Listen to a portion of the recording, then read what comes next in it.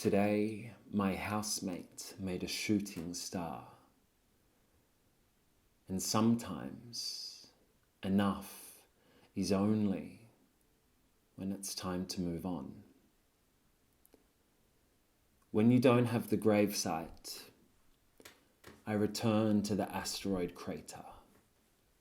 It's now where I seem to be, or not to be. Shooting stars, meteor hooligans, wrestling buffoons, and a gravesite, far away. Far, far away you distanced, and you shone like a grave digger's retreat. When life dissolves, you are left to explore everything that it is not. And the quest comes more as more apparition. And all at once, I am more lost. I am more here. I am more. I mean, we're not that close anyway. Across all the dimensions, everything's split. Life feels most familiar when it's separated by interruptions. For even here, whether early morn or at the end of the day, even in the age-old ageless time, it is separated by interruptions.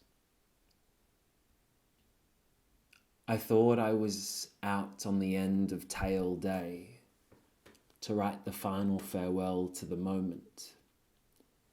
But it will never be, cannot, will not. It's separated by an interruption. For some, his words were to be taken as a threat. I played the dialogue as a lesson in how to read the time, spoken in a foreign tongue. Down the edge of the asteroid crater, the place where the trains once span, time was separated by an interruption, where his threat, gifted as a lesson, taught me how to read the time. My comrade of the moment called questions of absurdity, breaking reality, as if we lost gravity. What's the biggest creature? He asked the crater, and I listened. The biggest thing in the world used to be a whale. Post-whaling, seems we had more to learn. He said it was fungi.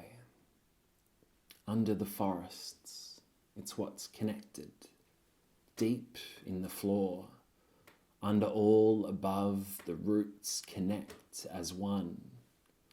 The biggest organism in the world, spoken from the edge of the crater.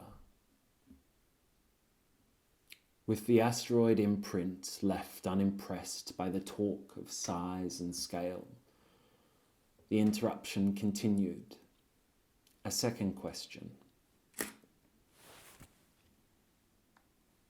What happens in 50 million years? The asteroid crater was silent. I listened. He answered his own questions, as if most people, they think they have all the answers. In 50 million years, the moon will be further away. Every time it moves further away, separated by an interruption. And 50 million years later, the axis of symmetry is off kilter to 4 seasons in one day, wobbling, gravity. The me of the moment, the asteroid crater, and the man asking all the questions were joined by a fellow Galactica. The final question of the day, for the final question of the day, the fellow Galactica had all the answers. A third question. What happens when the sun explodes? The asteroid crater was silent. I listened. The fellow Galactica had all the answers. I can tell you what will happen, man. You think humans won't invent a wild piece of tech like a force field that won't save the planet? Dude, believe the power of the human. 50 million years, dude. We've fucking got this. You've just got to imagine. You just got to imagine.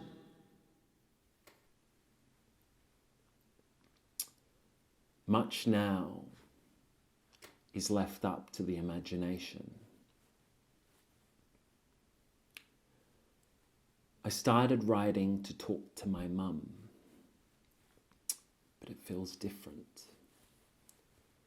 The quest continues, but I must call an end of this chapter, if only to let me move on. The elders have been long forgotten. Much of my time has been spent listening to the children, and the forest needs me. I owe it to all of those in whom I owe so much, all of them. My heart has been bled dry. It beats to the Cartesian dualism called separation. For when you listen, you hear the highs and lows like muffled cries. To listen is to live on the periphery. When words aren't enough, even though I know you are listening, we part, left only to the nostalgia of an again. I sit by the doorway. As one mouth we say, I love.